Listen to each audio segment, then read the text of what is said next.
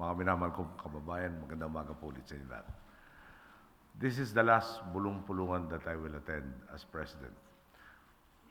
And though Don is not here, I am sure there is one burning question foremost in your minds.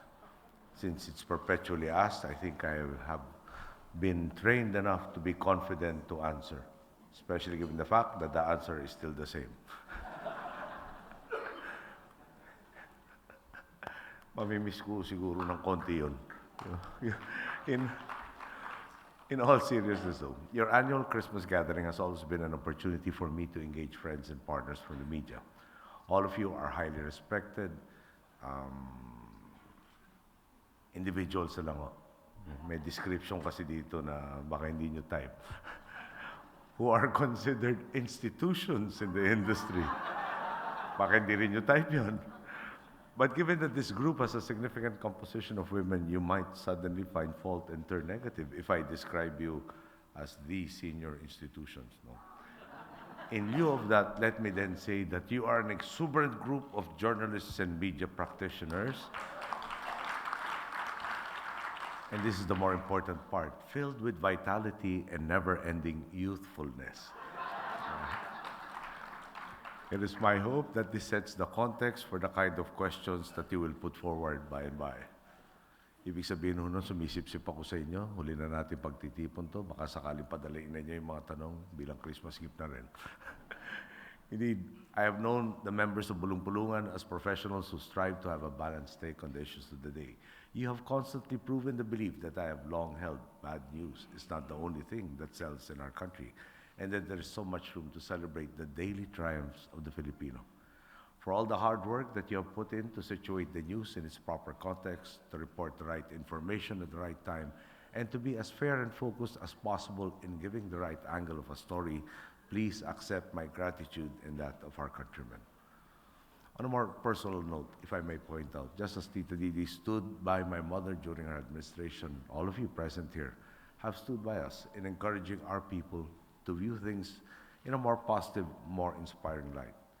In contrast to a few naysayers, you have not only given me a fair hearing, but you have also helped raise the level of discourse and awareness through your reportage. In the case of Tita Julie, it appears that she has gained a new audience with the latest movie of Chris, a film which I understand is based on your book. This much is true. All of us here witnessed the dark days of martial law and went through the lost decade under my predecessor. You saw for yourselves the sacrifices our countrymen had had to undertake, as well as the suffering that in one way or another left a negative imprint on our national consciousness. But you've also seen firsthand the meaningful change that has taken place within our shores these past 5 years. A change that has truly transformed the mindset of our people from being apathetic to being participative and sometimes unreasonably demanding.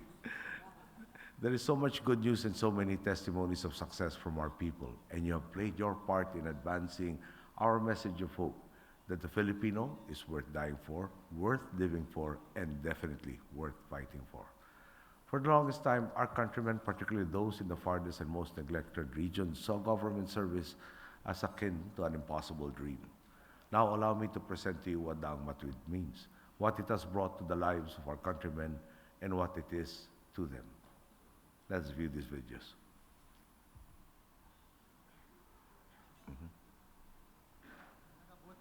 Barangay Butaw, Kalanasan na Payaw.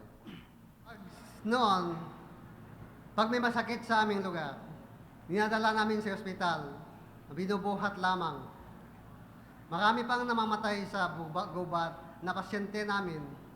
Dulot nito ng naglalakad namin na mahigit 2 araw. Punta lamang sa ospital. Pero ngayon, may kalsada na. Madali lang namin na ihatid mga pasyente namin sa ospital dahil sa may kalsada na dinadaanan ng kaiba-ibang sasakyan.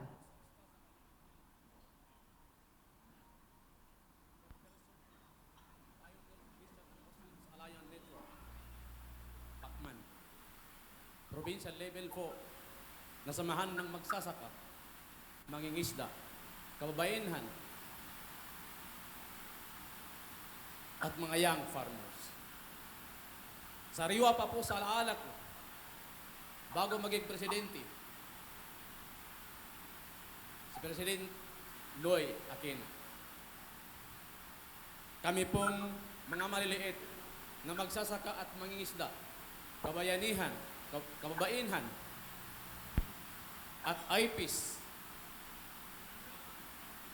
ay hindi po nakatanggap ng kahit ano po, player man lang na nakasulat ang mga programa sa nakaraang pamahalaan. Ay wala kaming natanggap kasi po sobrang palakasan at walang tuwang sa mga mahirap. Na naging presidente po ang President Noy Aquino. Sobrang laki po ng pagbabago. Mula po sa hindi kami natulungan, kami po na ngayon ang tinatanong at nagsasabi kung ano ang aming karapat-dapat sa programa upang umangat ang antas ng aming kabuhayan. Kaya po, mula sa paging ayaw lumahok, taos-puso po kaming nakikialam, makipagtulungan sa pamahalaan, pinapatawag na po kami at maayos na kinakausap kung ano po ang pangangailangan namin at natugunan naman po. At naupo na rin ang mga leaders sa LDC at sa LPRAT ng BUB.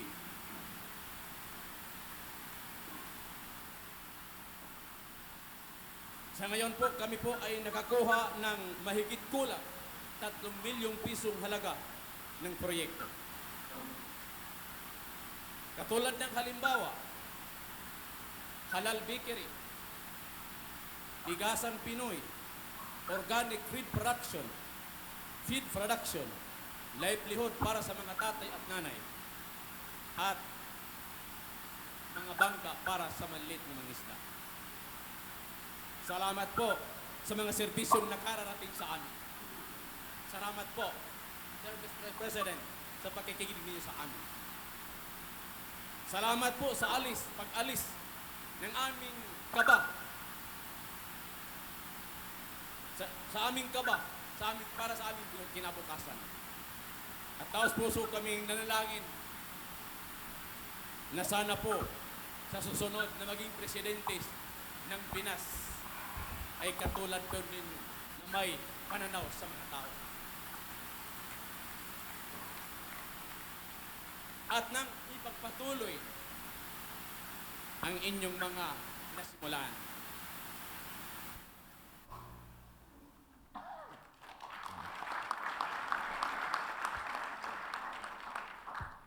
These are just some of many testimonials directly from the people.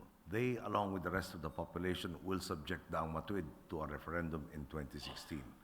It is a campaign that I will personally lead, and I am mindful that there are those who will be relentless in making sure that they retake the reins of power. In effect, setting us back to the old days where personal gain rather than public interest held sway over governance. They are the same individuals who cannot afford another defeat.